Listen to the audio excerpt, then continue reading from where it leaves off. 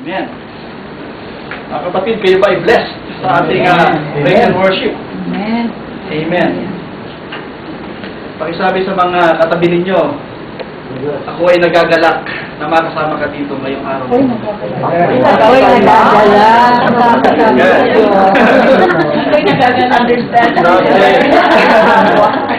Amen. Truly such a blessing with you tayo lahat ay present ngayong araw na ito. Naiintindihan po natin na ito ay ordained ng Panginoon na tayo ay magkatipon dito ngayong araw na ito. Sino pong naniniwala na isang miracle na kayo ay nakarating sa lugar na ito? Ang Panginoon po ay talagang kinover ng kanyang blood ng inyong mga sasakyan. Kaya naman, safe na safe kayo nakarating dito. Amen. Amen. Maraming salamat sa ating host ngayong araw na ito. Of course, ang Vidal family sa kanilang pagbubukas ng kanilang tahanan. At maraming salamat din dahil pwede ako mag-Tagalog. Praise God. That's the biggest Amen. blessing. I remember during those Bible school days, even though they want to speak in Tagalog, they don't want us to dahil they are trying to train us to speak the language here in the US dahil nandito tayo sa Amerika. Kami nagpapasalamat dahil tayo na may isang kayong manggirito. Even though may mga kabataan tayo na medyo hindi nakakaintindihan ng konting Tagalog, pero magtatangis na lang po ako. Kaya pagpakumanin nyo po dahil medyo hirap na po ako mag-Tagalog, kaso mas mahirap po mag-English. Kaya itangis na lang po natin. Amen. Amen. So, noong mga nakarang linggo po, kung inyong naalala, ang ating pong mga topic ay una, yung pong origin ng marriage. Amen. Tapos yung pangalawa, yun namang biblical examples ng marriage. Amen. Then yung pangatlo naman po, ay yung modern time marriage. Amen. Kayo po may na-bless sa mga tatlong message na yun, ng mga nakarang linggo. Ngayon pong araw na to ay nandito na tayo sa series, ang pamagat na The Marriage and the Church. Ating pong pag-uusapan. Ano ba ang relasyon ng marriage sa simbahan ni Kristo? Ano po ba yung the marriage and the church sa Bible? Ano po ba yung sinasabi ng Biblia tungkol sa subject na ito? So, kung inyo pong mamarapatin, pakibuksan ko ang ating Bible sa Book of Ephesians, chapter 5, verse 21 to 33. Again, it's Book of Ephesians, chapter 5, verse 21 to 33. These days, so, hindi na po natin may kukubli na tayo ay may Bible. Dahil po kahit sa cellphone, talaga namang ang Bible ay available na. Di ba ba nung araw kahit mga misyonaryo natin sa China, nahihirapan silang mag-produce ng Bible dahil talaga namang napakahirap magpasok ng Biblia sa China. Dito sa Amerika, tayo ay free. Lagi tayong may Bible sa ating dala, sa ating sarili, sa ating mga cellphones. At of course, hindi pa rin siyempre nawawala ang physical na Bible, yung libro. Dahil paminsan sa pagbabasa ng physical book, mas kumbaga talagang nakakatanggap ka ng mas intimate na revelation from the Holy Spirit. Of course, pero siyempre hindi po natin naikukumpara yun dahil ang Holy Spirit pwede siyang mag-work in any way. Amen? Amen. Amen. So kung nandun na po kayo sa Ephesians 5, 21 to 33, please say Amen. Amen. Amen. So sabay-sabay po tayong magbasa. Sa ngayon po ako ay nasa NIV version. Pero kung ano po yung version nyo, feel free to read it.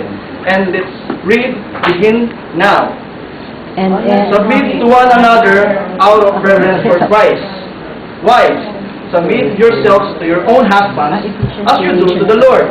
For the husband is the head of the wife, as Christ is the head of the church, his body, of which he is the Savior. Now, as the church submits to Christ, so also wives should submit to their husbands in everything. Verse 25, husbands, love your wives, just as Christ loved the church and gave himself up for her, and make her holy, cleansing her by the washing with the water through the word, and to present her to himself as a radiant church, without stain or wrinkle or any other blemish, but holy and blameless. Verse 28. In the same way, husbands ought to love their wives as their own bodies. He who loves his wife loves himself. Amen. After all, no one ever hated their own body, but they feed and care for their body, just as Christ does the church. For we are members of his body. Verse 31, for this reason, a man will leave his father and mother and be united to his wife, and the two will become one flesh.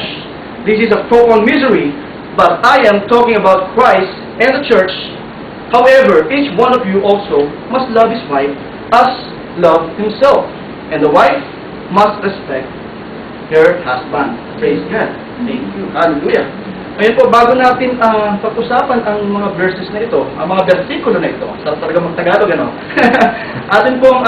ating pong saglit na pag-aralan, ano po ba yung background nitong verse na ito? Ano po ba yung context niya? Bakit po ba ito naisulat ni Apostol Pablo? Ito po ay sulat or epistle or letter na naisulat para sa originally sa church ng Ephesus. Pero syempre tayo po ay naniniwala na ito po ay nag-circulate sa lahat ng mga churches, body of Christ. Kaya po itong sulat na ito ay nakarating hanggang sa generation natin. Amen. Kaya po ba yan, nabe-bless dahil yung mga sulat na ito ay nakarating sa inyo. Praise God. So ano po ang background nito? Siguro maraming mga tao, sila ay maaaring sabihin, teka, yung nakasulat dyan sa mga verses na yan, hindi na mag-a-apply sa generation ngayon. Iba na ngayon eh. Iba na, hindi na tayo kagaya noon, 2,000 years ago. Pero in reality po, noong pong sinulat ito ni Apostol Pablo, noong mga kapanahonan na iyon, ay wala pong difference. There's no big difference. Yung pong divorce rate noong kapanahonan, 2,000 years ago, at noong mga panahon natin ngayon. In fact, in some way, meron pa nga silang much worse scenario kumpara sa atin. Ngayon, medyo in order na tayo pagdating sa mga divorce. Medyo in order na tayo pagdating sa mga pagsasama. At of course, ang talaga namang nabibless ng Holy Spirit ang mga simbahan na nagagamit upang mapagtibay ang bawat pagsasama. Amen. So ano po ba yung mga background na ito? Pag-usapan po natin, ano po ba yung Jewish customs about the divorce? Ito po ay makikita natin sa Biblia. Sa Deuteronomy 24:1. Basahin po natin.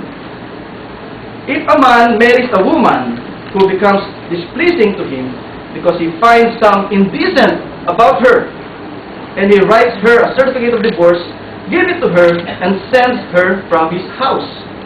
Ouch! Masyado yatang mabigat yun. Deuteronomy 24:1. Ang sabi doon pag ang lalaki daw ay may nakita na something indecent about her, hindi na siya nakaka-please sa kanyang mata.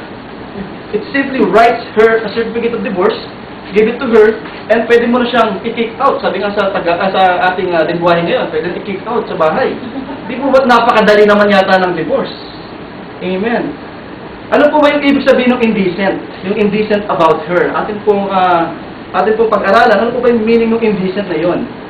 Doon po sa mga stricter rabbis, siyempre po, yung kinukuha natin kung yung mga sinasabi ng rabbis, dahil ito po ay galing sa Jewish custom, ano? Yung po mga sinasabi ng mga strict na rabbis, indecent means adultery and adultery alone. Yun. So, pwede rin pala na yun lang ang grounds, adultery. Pero, sabi naman po ng mga liberal rabbis, so hindi po sila naniniwala sa mga strict rabbis, sabi po ng mga liberal rabbis, indecent means that a man might divorce his wife if she spoiled his dinner by putting too much salt in his food. Wow. Dahil nagkaroon ng sale yung asin. No? Medyo sale kaya napa-excited yung misis papabili ng marami, napadami naman yung pagkakalagay sa sinigang. Ayun, tumaalat. So dahil sa napaka-simple, nakadahilanan, pwede na palang i-divorce. Ayon dun sa mga liberal rabbis. Of course, sinong makakapagsabi ng tunay na kahulugan ng indecent, yun ay nangyari 2,000 years ago. So ang ating pong mga rabbis na yun ay makapagbibigay ng mga possibilities. Ano pa ba yung ibang maaaring reason ng indecent tungkol sa babae? If she walk in public with her head uncovered. Amen. Alam niyo po, sa kultura nila ay talagang laging balot na balot ang mga kababaihan. Hindi po, kagaya ngayon ay labas na. So noon po, makita na ng asawa, naku, itong aking asawa ay nagpakita yata ng konting katawan ay pwede na siyang i-divorce kagad. Napakadali naman po yata. Amen. So yung pong indecent din, ay maaari ding she talk with men in the street. Meron lang nakakasalubong na kapitbahay na lalaki, nakipag-usap, pwede na kagad divorce. Napakaluwag naman ito. If she spoke disrespectfully of her husband's parents, kapag pa yung asawang babae ay medyo naging rude dun sa mga in-laws, pwede na rin kagad i-divorce noong mga panahon na ito, ayon sa mga liberal rabbis. If she was a brawling woman, siguro kasama dito yung pagiging nagel. Di ba? Alright. Maaari kung yung mga ibang kalalakayan dito, mas gugustuhin niya tayo sa Yan, yata matutunan. old na customs ng Jewish. Pero syempre po, tayo po ay hindi na by law ngayon, tayo po ay By grace. At isa pa, if she was troublesome or quarrelsome. Amen. Ngayon, ito po yung Jewish customs. Bakit po ba natin pinag-aaralan ito? Para po maintindihan natin kung bakit naisulat ni Apostol Pablo yung kanyang letter sa mga Ephesus. Ngayon, how about the Greeks? Kamustahin naman po natin yung mga Grego, yung mga Greeks. Ano po ba yung Greek future about the marriage? Well, prostitution was essential Greek. Kasama na po sa buhay ng isang Greek ang prostitution. Parang normal na po ito noong kapanahon na ito. Demosthenes, a prominent ancient Greek politician, had laid it down as the accepted rule of life. Ito yung sinabi ni Demosthenes. Ito daw yung accepted rule of life ng kapanahonan niya. We have courtesans for the sake of pleasure. Wow! Meron kang harlot, o maaaring tawagin prostitute. Sa Tagalog ay meron kang tagapagbigay ng aliw. Bukod doon sa courtesans, we have concubines for the sake of daily cohabitation. Diba? Yun nga sa ating lingwahe number 2, kabit, kalaguyo. Siya yung laging kabit sa sinyahan. Siya yung laging sa companionship. And we have wives for the purpose of having children legitimately and of having a faithful guardian for all our household affairs. So meron tayong asawa, legitimate asawa na tagabigay ng anak. Di po ba't parang nabaliwala nila yung marriage ng mga kapanahon na yun? Parang meron ka ng number 1, may number 2 ka pa, may number 3 ka pa. Di ba? Yun po ba'y familiar sa panahon natin ngayon? Amen. Amen. So, ngayon, kamustahin natin, how about yung mga Romans, yung po mga Romano? Ano po yung kanilang view sa divorce? During Apostle Paul's time, the divorce rate for the Roman citizens are one of the worst. Yung binagit pala natin yung Jewish custom at saka yung Greek custom ay mas worse pa pala yung mga Romano. Seneca, a Roman philosopher, writes that women were married to be divorced and divorced to be married. Ganun. Diba? Women are made to be divorced and divorced to be married. Ouch! Para yatang napaka-dali ng divorce talaga ng panahon na yun. In Rome, the Romans did not commonly date their years by numbers. They called them by the names of the consuls. Seneca says that women dated the years by the names of their husbands instead kung ano yung year ng panahon na yon. So, ibig sabihin, kailan ba natin nabili yung bahay doon sa bandang Morocco? Sasabihin ng isa, ay no, kapanahon ni David yan. Eh, kailan naman tayo pumasyal doon sa Egypto? Nung kapanahon na yan, ni Dani. So, iba't iba. Natatandaan nila yung mga event sa buhay nila, hindi dahil doon sa taon. Dahil doon sa kung sino yung asawa nila ng kapanahon na yun, dahil naman sa dami na ng kanilang naging asawa sa buhay. Amen. Diba, parang nakitsapera na naman yung marriage ng kapanahon na yun sa Romans view. Martial, a Roman writer, tells of a woman who had 10 husbands. May babae daw na meron naging 10 asawang lalaki. Juvenal, another Roman writer, tells of one who had 8 husbands in 5 years. Wow! 8 asawa sa 5 taon. And Jerome, a theologian and historian, declares it to be true that in Rome, there was a woman who was married for her 23rd husband, and she herself was his 21st wife. Wow! Diba? Kung nag-asawa ka yata na sabihin mo ng 20, ikaw ay 43 na, every year, iba yung asawa. Iba yung asawa. Almost every year, there are wedding celebrations. Laging merong kasalan, party. Yung nga lang, at the same year, meron ding divorce decree. So, ganoong kaluwag ang divorce. So, masasabi po ba natin na ang divorce rate ngayon ay iba noon? Hindi po ba hindi?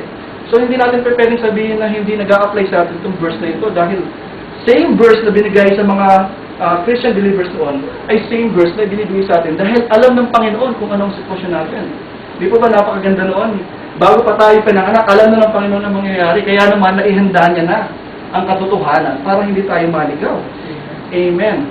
Ngayon, si Apostle po naman, pag-usapan natin, bakit na kaya naisulat ito? Siyempre, hindi natin tinatanong yun ay leading ng Holy Spirit. Yun ay God breathed kay Apostle Paul. Pero somehow, sa ating pong pag-aaral ng salita ng Diyos, atin din po inuunawa yung nagsulat. Bakit nasunulat yun? Ano ho bang panahon? Nung panahon ho ba yun? Ano ho ba ang sitwasyon ni Paul? Ano ho ba yung nararamdaman niya? Ano po ba yung kapaligiran niya? So, basahin natin. Regarding the epistle, Apostle Paul was talking boldly about marriage. You might ask if he is qualified to even talk about marriage. Siya po ba'y qualified na pag-usapan ng tungkol sa buhay mag-asawa? Did he experience marriage himself? Siya po ba'y nag-asawa? Di po ba, sa ating pagkakanawa minsan, sa mga lahat ng sinulat niya, wala yata siyang nabanggit na asawa. Di ba? Marami sa atin, akala ang kanilang paniniwala ay siya ay single. Di ba? Hard to preach. Napakahirap magturo kung hindi mo na-experience yun. Kaya ang tanong doon, talaga bang si Apostle Paul ay na-experience marriage bago niya pinag-usapan yun? Well, first of all, only God can say who is qualified. Amen? Besides, He can qualify anyone unqualified if it pleases Him. Di ba? He calls the unqualified and qualifies the whole. Amen? So yung mga nag-iisip na hindi kayo qualified, huwag niyong iisipin yan dahil ang Panginoon sa isang salita niya lamang ay magiging qualified kayo. Magiging enable kayo na mag-preach ng kanyang salita. Magiging enable kayo na magamit sa ministeryo. I believe Paul was married before. Ooh. Bakit gano'n ang paniniwala ko? Naniniwala ako na si Paul ay nakadanas ng pag-aasawa. Siya ay married before. Dahil yun ang isa sa mga qualification for membership of the Sanhedrin. Para maging member ka ng Sanhedrin, dapat ikaw ay may asawa. So, yun ang aking nagiging basira. Ganoon din ang basihan ng mga theologians, historians na naniniwala din na si Paul ay nakapag-asawa. Dahil hindi ka mapapasok ng Sanhedrin kung hindi ka nakapag-asawa or may asawa. Why? He did not mention his wife. Bakit hindi niya nabanggit or naikwento man lang dun sa... Ano kaya pangalan nito? Ito ba yung pangalan niya ay Juliana? Paula. Anita? Paula? Ano kaya? Mrs. Paul. Isabel? Di ba, masyadong controversy, pero of course, hindi na importante yun. Hindi na natin hahalukukin yun or hahanapin. Pasensya na kayo sa lumalabas na yung aking mga Tagalog, nagkikikin na. It may because she turned against him when he became a Christian. Ayun ang maaaring kasagutan. Kasi nung panahon na tumalikod siya sa mga Jewish, siya ay naniwala kay Kristo, siya ay naniwala na sa Kristo ang Messiah. Yung kanyang mga matatalik na kaibigan, kamag-anak, maaaring tumalikod din sa kanya. At kasama na doon yung kanyang dating esposa. Di po ba? Maaaring gano'n na nangyari. Kaya naman, siguro, itong si Paul, medyo nasaktan pa, kaya hindi na nababanggit si Mrs., si ex-Mrs. Now let's answer why Paul said in 1 Corinthians 7:8-9, Now the unmarried and the widows, I say, it is good for them to stay unmarried as I do. Di ba? Nirecommend niya, mas mabuti pa. Single na lang kayo, kagaya ko. But if they cannot control themselves, then they should marry. For it is better to marry than to burn with passion. Amen. So perhaps during this time, when he wrote the letter to the church in Corinth, his past marriage's problems and heartbreaks is still fresh in him. Kumbaga, masakit pa. Kaya parang hindi niya maisabi na, Jabez, mag-asawa ka na. Dahil hindi niya ma-recommend sa kanya. Dahil bakit? Ako, nasaktan ako sa marriage eh. Bakit i-recommend kay Jabez yun? Kasi yung Jabez, ano ka lang, mag-remain single ka lang kung kaya mo. Diba? Dahil nga nasasaktan pa ako ng panahon na yun. Pero, Jabez, mag-asawa na. Reason why he do not recommend it in the first place. Yun. Also, it was because the hourly expected, the second coming of Jesus, maaaring nung panahon na yun, talagang on fire siya. No, darating si Kristo, malapit na. Di ba? So it was therefore his conviction that no one should undertake any earthly ties whatsoever, but that all should concentrate on using the short time which remained in preparing for the coming of the Lord. So instead na problemahin mo yung pag-aasawa o yung magiging asawa mo, mag-focus ka lang sa Panginoon dahil parating na siya. Maaaring ganoon yung paniniwala niya ng panahon na yun, kaya hindi niya ine-emphasize yung marriage. Amen. Sabi sa 1 Corinthians 7:32 and 33, the unmarried man is anxious about the affairs of the Lord, how to please the Lord, but the married man is anxious about worldly affairs, how to please his wife. So maaaring kaya niya rin nabanggit yun. Ngayon, between 1 Corinthians, nung sinulat niya yung 1 Corinthians, at saka yung book of Ephesians, there is a space perhaps 9 years. So matagal pala yung distansya noon.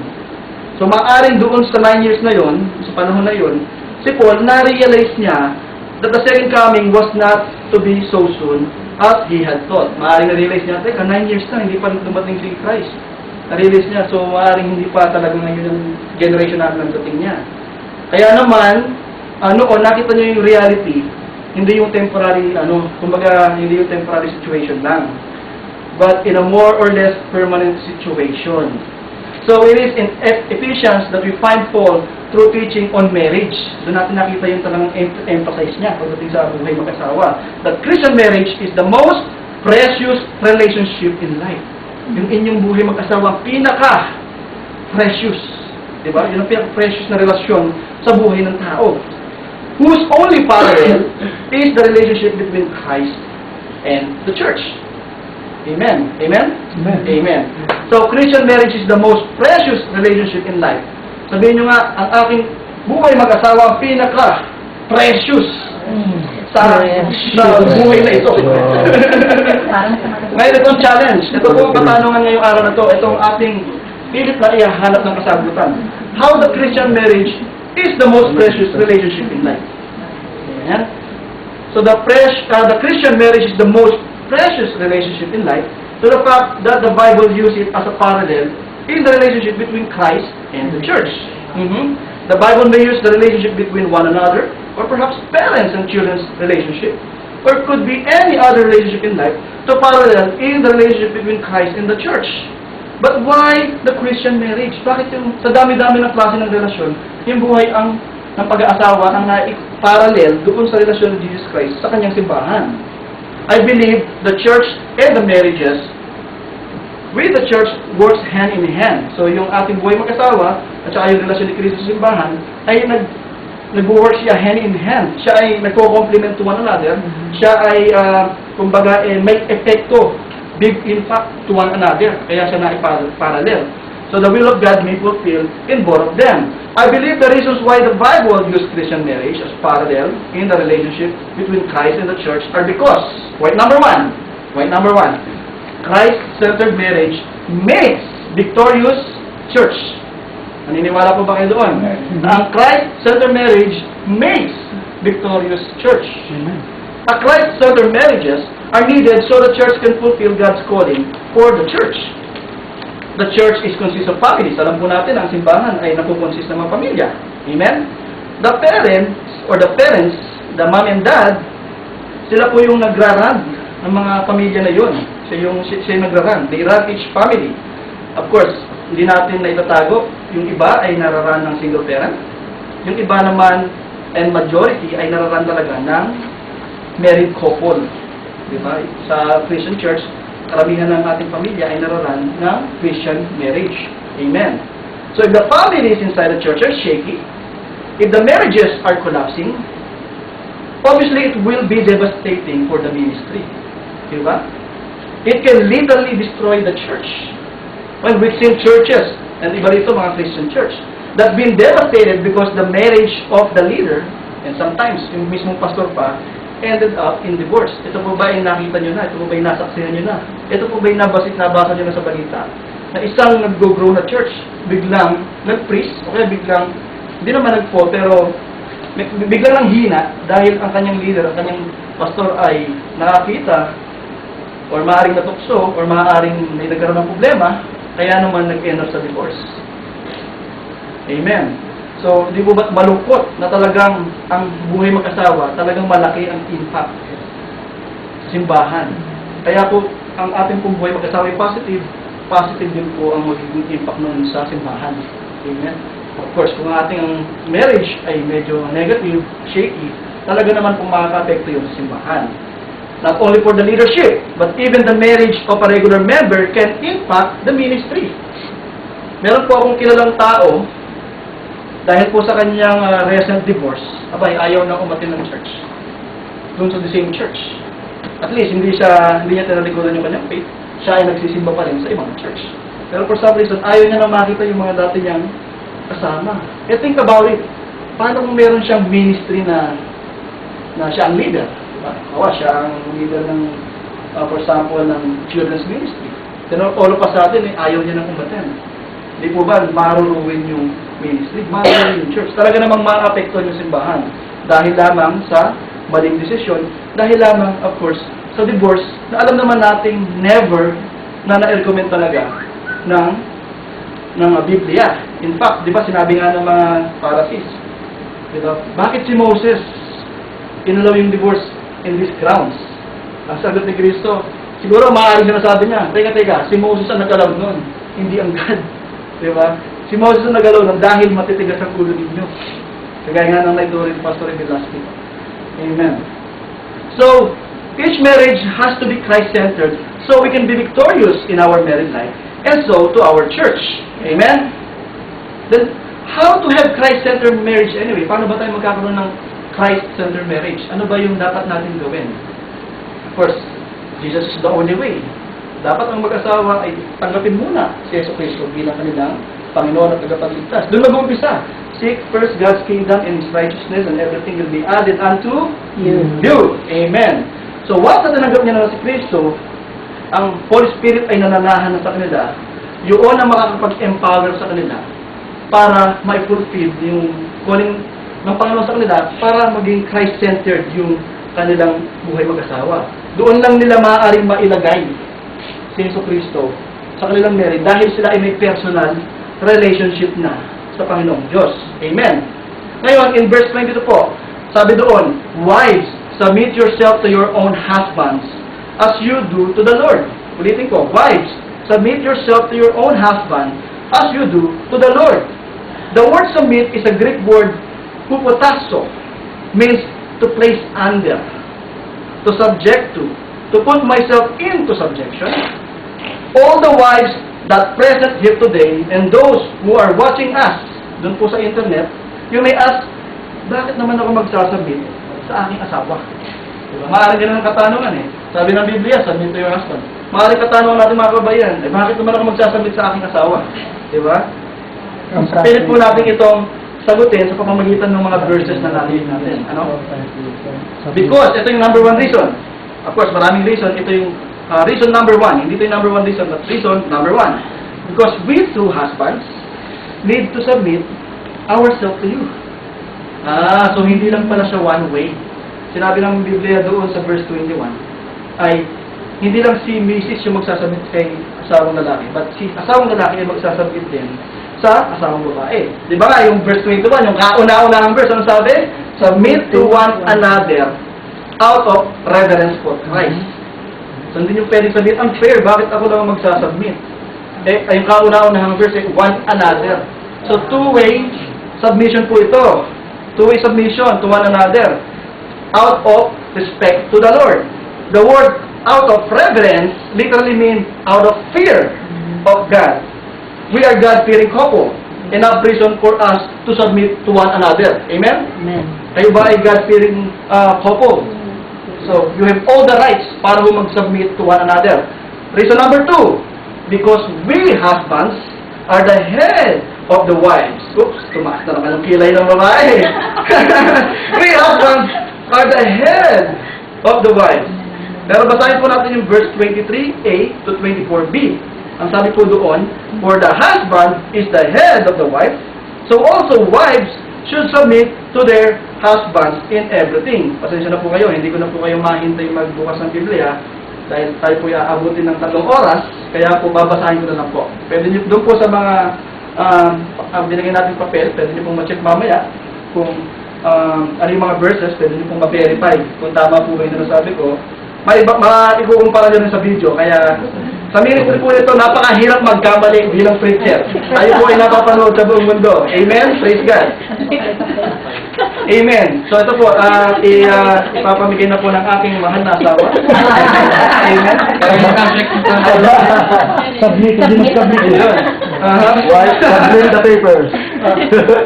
Okay, habang pong ikinocontribute po yung mga papers, ito po yung ating outline. Ito po yung mga verses references. Amen. Basahin ko ulit. Verses 23a to 24b. For the husband is the head of the wife. So, wives should submit to their husbands in everything.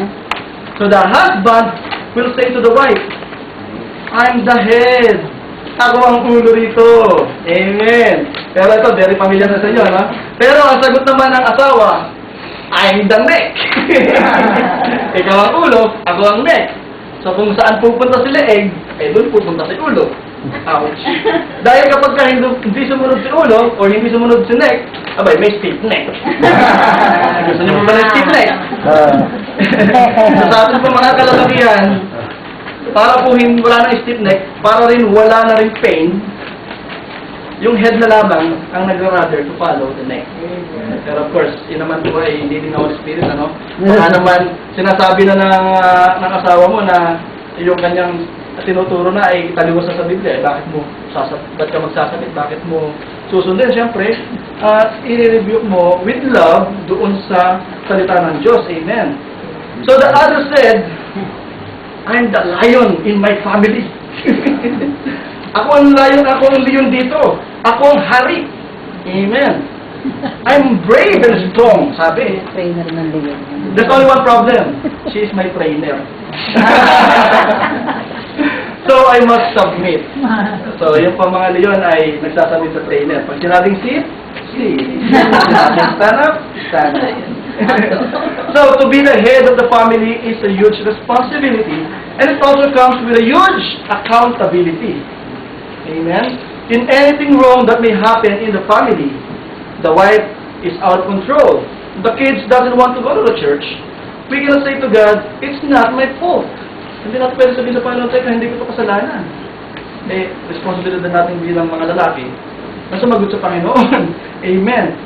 In the eyes of God, we husbands are always accountable in every decision made, in any actions done in the family. We are the first one to answer God when He is asking, what's going on with your family? Oops! Meron tayong konting katalastas. Amen. Amen. So kapag nagtanong ang Panginoon, what's going on with your family? Kaming mga kalalakihan ang responsible na sumagot sa Kanya. When Adam and Eve fell in the Garden of Eden, even though both of them are directly involved in the very first act of sin ever committed in the history of the mankind. In fact, si Adam pa nga ang unang kumagat. Di ba? Siya pa ang unang kumagat. But God looks for Adam first for questioning. Pagdating na ng questioning, hindi si Eva ang hinanap ng Panginoon. But then, ang unang hinanap niya ay si Adan. Genesis 3:8-9 said, Then the man and wife heard the sound of the Lord God as He walking in the garden in the cool of the day, and they hid from the Lord God among the trees of the garden. But the Lord God called to the man, Where are you? Diba? Sinong hinanap ng Panginoon? Ang lalaki, si Adam. Ang husband. Kahit na siguro sinasabi ni Adam, teka, bakit ako hinahanap ng Panginoon? Hindi naman ako ang unang kumagat noong prutas. Hindi naman ako yung nakausap na una noong nag-deceive na si serpent. Bakit ako? Maaaring tinatanong ni Adam na ganoon. Pero ang Panginoon, siya ang unang hinanap. There should be reason kung bakit siya ang unang hinanap. Amen? Kumbaga, siya kagad yung nasa hot seat. Diba? Siya kagad yung nasa spotlight ng langit. Automatically goes to Him. So sa pagiging ko, ganoon din sa ating mga asawa, every time na mayroong trouble na nangyayari sa ating pamilya, sa ating ding mga kalalakihan, yung talagang unang spotlight ng langit, yung unang katanungan ng Panginoon, ay yung responsibilidad na sasagot. So enough reason po ba yun para sa mga asawa na magsabit sa aming mga asawang lalaki dahil hindi naman po ganoon kagaan ang aming responsibilidad. Hallelujah. Amen. So yun po yung dalawang reason. Yung una, dahil tayo ay magsasabit to one another. Ang pangalawa, dahil yung ating pagiging head of the family ay may kasamang napakalaki at napakabigat na accountability. Ito po yung pangatlo. Because we husbands are given bigger requirement by God more than the wives. Verse 25 says, Husbands, love your wives just as Christ loved the church and gave Himself up for her. Wow! God expected us to give our life for our wife. Sabi nga dun sa pelikulang napanood ko 10 years ago, ay handa akong sumalo ng bala para sa iyo. Handa akong sumalo ng sibat dahil sa aking pagmamahal. Para mga panahon ng payaran, si Mata rito. So, in reality talaga, ang Panginoon, ina-expect ang asawang babae na mag-submit. Pero tayo mga lalaki, ina-expect niya tayo na mahalin ang ating asawang babae na handa natin ibigay ang ating buhay. Amen? Handa niyo po bang ibigay ang inyong buhay para sa inyong asawang babae? Amen? Parang isa lang ang sumagot. Parang isa lang. Parang isa lang ang sumagot. Ulitin natin. Handa ba kayo ibigay inyong buhay para sa inyong asawang babae? Amen! Yeah, amen. Amen. So the word love, yung sinabi ng Panginoon na love your wife, is a Greek word agape. Ano po ba yung word na agape? Ito po yung pinakamataas na antas, pinakamataas na degree ng love sa Biblia. Ang ibig kong sabihin ito ay to love unconditionally. Kahit na paminsan ay bagong gising ay medyo, alam niyo na? Bagong gising. Oo, bagong gising. Tapos sasabihin, hi honey! Kahit na gano'n ang sitwasyon, mamahalin pa rin natin ang ating asawa. Kahit na tuloy pumupunta tayo sa banyo, bakit nakasara yung toilet seat? Ibubukas ko na naman. Tapos, kapag inabukas, nakasara na naman. Ibubukas ko na naman. Pero at the same time, yung mga kababayan, gano'n din ang reklamo nila. Teka, bakit nakasara to? I mean, bakit nabukas? Isasara na naman. Ay, araw-araw na naman. Oo. Amen. Amen. So yung pong agape love means love unconditionally, to wish well to. So dapat lagi mong wini-wish well ang iyong asawa. Sana ang aking asawa ay nasa mabuting kalagayan ngayon. Ano kayang ginagawa niya sa ospital? Ano kayang ginagawa niya sa trabaho? Sana siya ay nasa mabuting kalagayan. Yun. To take pleasure in. Di ba? Kung baka yung ating mga asawa, parang tayo ay, tuwing nakikita natin, it's the pleasure in my eyes. Or the apple of my eyes. Amen. To long for. Yung para bang, sasaglit lang na hindi nakita, yung namimiss ko ng aking gabi. Yun, no? To denote the love of reason. Kung baga naiintindihan mo ang kahulugan ng pagmamahal ng dahil sa asawa. Yun! Amen. Yun yung agape love. To esteem or to value, yung pinapahalagahan. Hindi yung pinagsasara ng pinto, hindi yung, alam niyo na ang stone, etc., etc. Amen. Amen. So the same degree of love, how God loves you and I, is that He gave His only Son. So ganun din yung in-expect ng Panginoon na pagmamahal na ibigay natin sa ating mga asawa. So we husbands are called to be the priest of the household. Ito, another mabigat na responsibility ng asawang lalaki. Tayo ay tinawag na maging priest of the household. We are expected to be the leader, especially pertaining the spiritual growth of the family. Sabi na sa inyo, medyo mahirap na rin yung English ko. So verse 26 to 27 says, it's our responsibility to make our wife holy, cleansing her by the washing with water through the Word. Yung Word of God, tayo dapat yung initiator nung, wait, honey, tayo mag-Bible study muna, tayo magbasa muna ng Biblia, tayo manalangin muna. And to present her to Himself as radiant church, without stain or wrinkle or any other blemish, but holy and blameless. Ano pa ba yung ibig sabihin ng radiant church? Ano pa ba yung word na radiant? Yung kung radiant, ay ibig sabihin ay highly esteemed, splendid, or glorious. Amen. So dapat ipipresent natin yung ating mga asawa na splendid. So sa umaga, you are my splendid wife. You are my glorious wife. Sabi ng asawa ko, bola. So, it's our responsibility to lead the Bible study in our home. Amen? The prayer time of the family. Ganun din. Tayong may responsibility noon. The word head is a Greek word, kepale. It also means a cornerstone. So, somehow tayo yung cornerstone sa ating tahanan. Ano po ba yung ginagawa ng cornerstone? Hindi po yung lagi nasa corner. Hindi po yung lagi nasa corner. Oo, lagi nasa closet. Ang cornerstone po, siya po yung nag-unite ng dalawang wall. For example, ito po yung cornerstone. Ito po yung wall number 1, wall number 2. Siya po yung nag-connect. Ano po ba ang ibig sabihin sa ating buhay may asawa? we are expected by God to unite our family. So tayo po ay na-expect ng Panginoon na i-unite ang bawat isa. Ang ating mga anak, especially yung ating asawa. So kung nagkakagulo ang isang pamilya, sabi ng Biblia, ito ay maaaring responsibilidad ng asawa kung bakit. Na tayong lalaki pa rin, unfortunately, ang tatanungin ng Panginoon, bakit nagkakagulo ang asawa mo? Di ba sinabi ko, ikaw ang cornerstone ng iyong tahanan? Di ba napakabigat naman ng mga responsibilidad ng lalaki?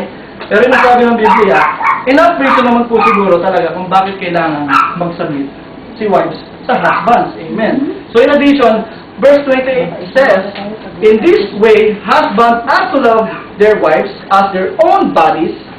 He who loves his wife loves himself. If you notice in this verse, God only requires the wives of one thing. Hindi po ba? Napakasarap naman sa inyo mga babae. Isa lang ang requirement ng Panginoon. Anong requirement niya? To submit to the husband. Ito ngayon, pag-usapan natin yung requirement ng Panginoon sa mga lalaki. While He requires the husbands of many things. Napakadami po niyan. To submit to the wife, to love her and be willing to die for her, to love her as He loved Himself, to make her holy, sharing the Word of God. Maaaring sa generation ngayon, nagdagan pa. Yung ipagluto siya, yung ipaglama siya, yung ipamalansya, ipamalengke, ipag-drive, lahat ng ipag. At iba pa. In other words, to do everything for her out of love. Amen. Amen. Now, there's one more question. We are expected by God to be the initiator. I mean, ang tanong po ulit, who are expected by God to be the initiator? Sino po ba yung inaasahan ng Panginoon na lagi nauuna, siya yung mag-i-initiate? Siya yung lagi mag-i-initiate. Yung po ba asawang lalaki o yung asawang babae? Yung po ba, maaari yun ang tanong? Ang lalaki po ba o ang babae? Siguro yung asawang babae, magpo-complain siya. How can I submit myself to my husband if I can't feel his love? Ang sagot naman ng lalaki, how can I love my wife if she doesn't want to submit herself to me? Aba, ang argumento po na yun ay magiging paulit-ulit. It will go on and on and on and on. Hindi po matatapos yun. It will never end. But brothers and sisters in Christ, let's put to end this argument today. Maaari po ba nating putulin ang argumento yun ngayong araw na ito? Let's go back to what the Word of God is saying. Let me ask you this question. Did Jesus waited for you and I to submit to His authority first before He gave His life on the cross? Hinintay po ba kayo ng Panginoong Jesus na mag-submit muna bago Siya nagpapako sa cross? Hindi po ba hindi? Hindi po ba binigay Niya muna ang kanyang buhay? Naranasan Niyo muna ang kanyang pagmamahal? Kaya naman po, na-enable kayo na magmahal din sa Kanya. Amen. The Bible said, while we were still sinners, Christ died for us. Romans 5:8. The wives are the analogy of the church in the Bible, and the husbands are the analogy of Christ. Like what I mentioned earlier, we husbands are kind of cornerstone in the family, in our marriage, as Jesus is the cornerstone of the church. So who must be the initiator? Talaga namang napakabait ng ating kapatid na si Jessie. Dahil sumasagot. Amen. Hallelujah. Amen. Amen. However, wives, if the Holy Spirit led you to do the first move, do not hesitate. Kapag naman yung mga asawang babae, kayo ay kinukonvict na ng Holy Spirit, ay baka naman sabihin niya, hindi, dapat si lalaki pa rin. And then, kung sino po yung kinukonvict ng Holy Spirit, ay huwag na po tayo maghintayan. Tayo po ay lumapit na, tayo makipag-reconcile na. Ating sundin ang leading ng Holy Spirit. Let's just obey His leading and do not fear. Bakit po? Bakit po hindi dapat tayo matakot? For the Spirit God gave us does not make us timid, but gives us power, love, and self-discipline. Amen. So, dapat po sa ating paglapit sa ating esposa, I am confident na magkakaayos kami. Sa mga lalaki, dumaan muna kayo sa Walmart, bumili kayo ng, alam niyo na yung mga dapat bilhin. Sabi nga, peace offering. Amen. So Christ-centered marriage has a huge impact so the church can be victorious. Amen. Vice versa, point number 2, Christ-centered church makes victorious marriage. Diba? Christ-centered church makes victorious marriage.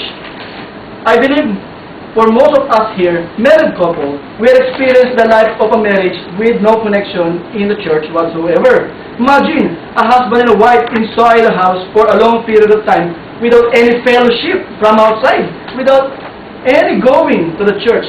Imagine niyo po, kayo mag-asawa, nagkukulong lang sa bahay, ano po kayang mangyayari? Siguro mauubos ang mga furniture nyo, no? Siguro mauubos yung mga pinggan, yung mga baso. Siguro po ay masarap ito sa mga bagong kasal na ay magkukulang muna, di ba? Nung mga kapano ng bagong kasal, hindi ko na kailangan illustrate dahil may mga picture tayo dito. Laging naka-DND yung pinto, do not disturb. Isang linggo na, sir. Walang lumalabas. Yun, masarap yun dahil talagang kaumpisahan pa lamang. After 1 month. Ano po kaya maaaring mangyari? Konsumisyon. Amen. Pero kapag tumatagal na, yun ang toilet seat na pag-aawayan na. O kaya, kapag maduming bahay, then may uuring isang kabiyak, napakadumi, mag-aawayan na. May isang maliit na papel na nandun sa carpet, mag-aawayan na. Hindi mo ba? Hindi na nakapag-vacuum yung isa, mag-aawayan na. Hindi na nakapag-daing, mag-aawayan na. Nalasat yung kanin, pag-aawayan, nahilaw yung kanin, pag-aawayan. Lintik na kanin yan. Diba? Nagluto ng brown rice instead of white rice, away na naman. Kaya po, talaga namang napaka-importante po na tayo ay nakikipag-fellowship sa simbahan. Na tayo nakikipag-fellowship sa kapwa natin, kapatid natin sa Panginoon Jesucristo. How important to have fellowship with brothers and sisters in Christ. 1 John 1:6-7. If we claim to have fellowship with Him and yet walk in the darkness, we lie and do not live out of the truth. But if we walk in the light, as He is in the light, we have fellowship with one another, and the blood of Jesus, His Son, purifies us from all sins. So ito pong verse nito, sinasabi sa atin na our sin can be purified. Mapupurify daw po ang ating mga kasalanan. But of course, no question about it. Ang ating pong mga kasalanan ay forgiven na once and for all. Nung binigay ng Panginoon yung kanyang buhay sa krus, nung sinabi niyang it is finished. Pero hindi po ibig sabihin nun ay hindi na tayo nagkakasala. Hindi po ibig sabihin nun ay hindi na tayo nag-aaway, hindi na tayo nagkakamali, hindi na nalalasap yung kanin, hindi na nahihilaw yung kanin. Tayo pumapalpak pa rin paminsan-minsan. Of course, our flesh is weak, even the spirit is willing. As human being who inherited the sinful nature of Adam, we are vulnerable to commit sin. Reason why we need to guard our heart all the times. The Apostle John is telling us in this verse that there are 3 ways that purifies us from all the sin, or from all of our sin. Number 1, of course, by the blood of Jesus, the Son of the living God. Amen. Number 2, by walking in the light. Ano po ba yung light na sinasabi rito? The Word of God, or Jesus Himself. Ano po ba yung number 3? And lastly, by the fellowship with one another. So yung pong ating pakikipag-fellowship sa bawat isa ay nagagamit upang mag-purify ang ating sin. Paano po yun? Because in fellowship, this is the place where we can minister others and be ministered by others. Amen? The place where the people we love can rebuke us with love because there are things that they can see that simply we cannot see. Hindi po natin nakikita, may mumo na pala tayo sa ating mukha. Di po ba ang ating kapatid? O kapatid, may mumo ka. Minsan nga, sila pa nagtatanggal. Kaya po napakahalaga na tayo ay nagpe-fellowship sa ating mga kapatid kay Kristo. This is the place where we can practice individual spiritual gifts that makes a church a body of Christ. In this place, we can apply and experience the relationship with others that God secondly made us for. Amen. Of course, first is to have personal relationship with who? With God Himself, with Jesus, with the Lord Jesus Christ. So you can read the Bible from cover to cover, but without life application, without interaction with others, without personal relationship with Jesus, believing in the power of His blood, all the readings just went to the head, pero hindi po siya tumatagos sa puso. So napakahalaga po ng sa ating pagbabasa ng Biblia. Unang-una, siyempre, tayo may personal na relationship kay Kristo. Tayo po'y naniniwala na tayo'y napatawad na ng dahil sa kanyang dugo, at siyempre tayo ay may relasyon sa kanya at may relasyon sa kapwa-tao natin. Amen. So meron tayong fellowship. Sabi nga sa parable of the sower, sabi ni Kristo, We don't want the seed in us to fail just along the path where the birds can come and eat it up. We don't want the seed in us to fail on rocky places where it doesn't have much soil. It may spring up quickly because the soil was shallow, but when the sun comes up, the plants are scorched and they wither because they have no root. We don't want the seed in us to fail among thorns. Yes, it will grow up, but it will choke the plant. Anong gusto natin mangyari dun sa seed na napaplant sa atin? We want the seed in us to fail on a good soil where it produces crop 100, 60, or 30 times what was sown. Amen. Amen? So we went to church that Christ is the foundation. Dapat po yung pupuntahan nating simbahan, si Kristo yung foundation. A church that the Word of God is the instruction. Yun pong Word of God ang kanilang ginagamit na instructions. A church that the Holy Spirit is in the midst of all the decisions and intercessions, na laging nandun ang presensya ng Holy Spirit. A church that has godly relationship and interactions. A Christ-centered church. Di po ba kung kayo papipiliin? Siyempre po yung pong ating Christ-centered church, ang ating nanaisin na mapuntahan. How to have Christ-centered church anyway? Ano po ba yung Christ-centered church? Verse 23b, sabi po doon, Christ is the head of the church, His body. A Christ-centered church recognize Jesus as the head. Yun. Yun po pa ng Christ-centered church ay nakikilala si Jesus bilang siya yung head. He is the Lord, the King, the leader, the boss. Siya yung boss. In anything that He said in His word, yun pong simbahan ay sumusunod.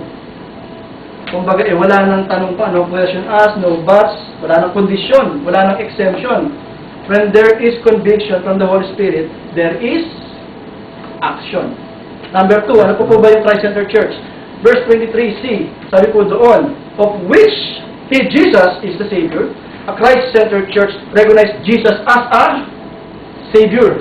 Savior. They recognize that He is the only way and the truth and the life, that no one comes to the Father but except through Him. One way, Jesus. Number 3, verse 24a said, now, as the church submits to Christ, the Christ-centered church submits to Christ in everything. Yung pong Christ-centered church ay nagsasubmit kay Kristo sa lahat ng bagay. They seek and obey the leading of the Holy Spirit. They surrender everything to the Lord Jesus Christ. Kaya naman po yung iba, nagtatanong bakit sa praise and worship, bakit may mga tumataas ang kamay?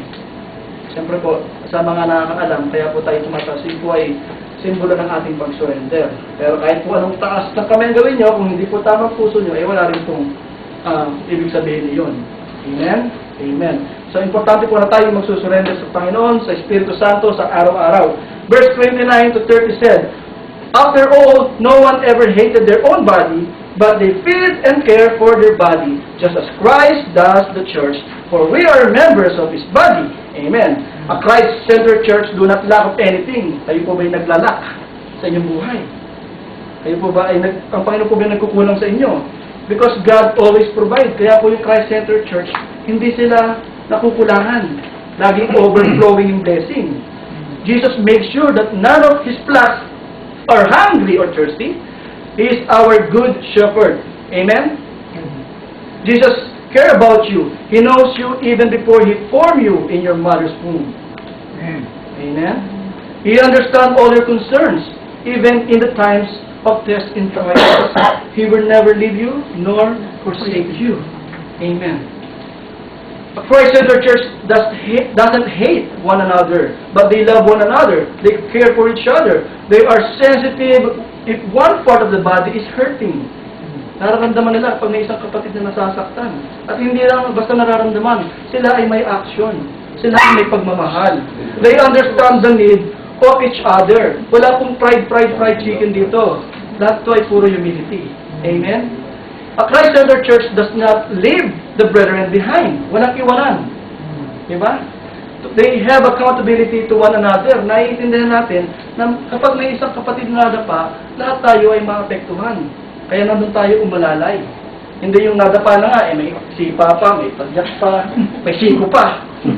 Sabi po ba, dapat siya ay ating mahalin, siya ay ating alalayan. Amen. Amen. So, a Christ-centered church knows how to love because we experience firsthand the love of God. We love because He first loved us. 1 John 4:19. In conclusion na po. Amen. Hallelujah! Purihin ang Panginoon. Amen. Point number 3. Only by God's grace that the church and the marriage can become Christ-centered. That makes both of them victorious. Only by the God's grace. Amen. The Bible says, apart from God, we can do nothing. Amen. Your marriage is the most precious relationship in life. Our marriage, the believer of Christ. So, do not break it. Amen.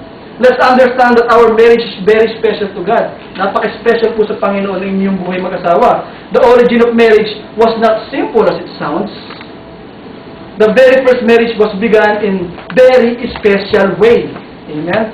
God took one of Adam's rib to make woman, or si Eva. He opened up the flesh of Adam on his side, so God can make a wife for him.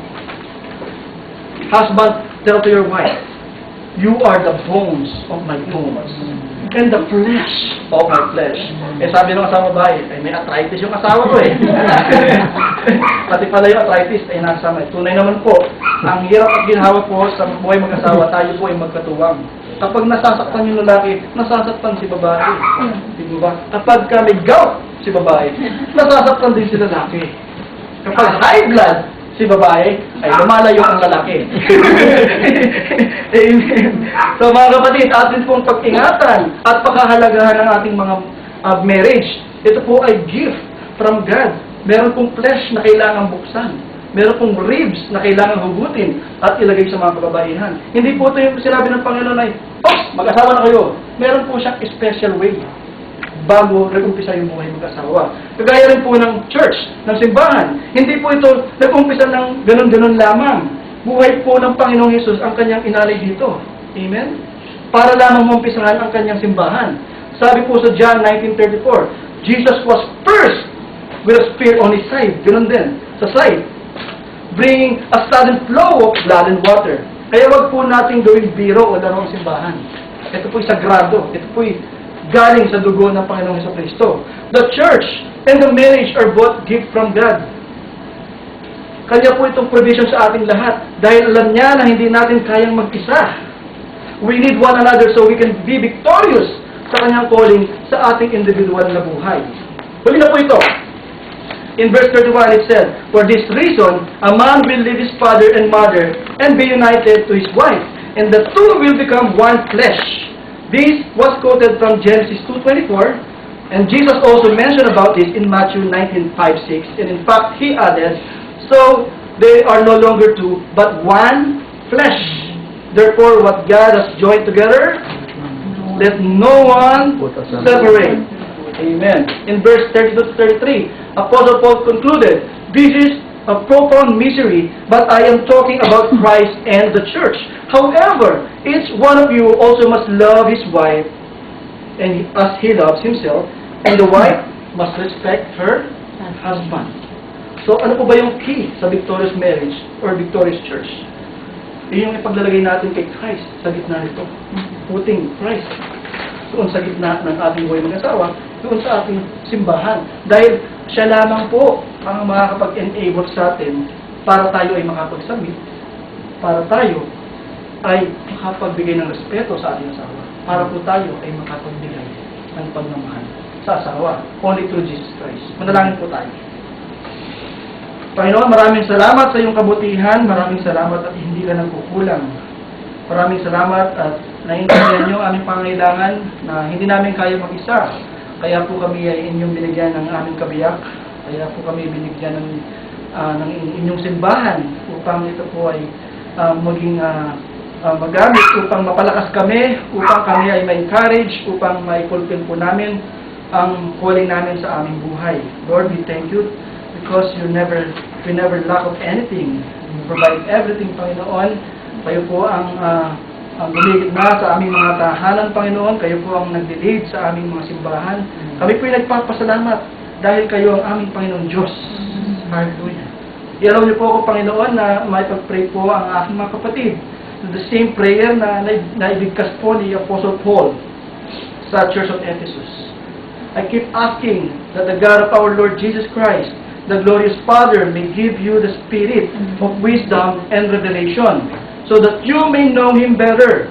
I pray that the eyes of your heart may be enlightened, in order that you may know the hope to which He has called you, the riches of His glorious inheritance in His holy people, and His incomparably great power for us who believe. The power is the same as the mighty strength He exerted when He raised Christ from the dead and seated Him at His right hand in the heavenly realms, far above all rule and authority, power and dominion, and every name that is invoked, not only in the present age, but also in the one to come. And God placed all things under His feet, and appointed Him to be head over everything for the church, which is His body, the fullness of Him who fills everything in every way. I pray that out of His glorious riches He may strengthen you with power through His Spirit in your inner being, so that Christ may dwell in your hearts through faith. And I pray that you, being rooted and established in love, may have power, together with all the Lord's holy people, to grasp how wide and long and high and deep is the love of Christ, and to know this love that surpasses knowledge, that you may fill to the measure of all the fullness of God. Now, to Him who is able to do immeasurably more than all we ask or imagine, according to His power that is at work within us, to Him be glory in the church and in Christ Jesus throughout all generations, forever and ever. Amen. Praise God. Hallelujah. Thank you, Lord.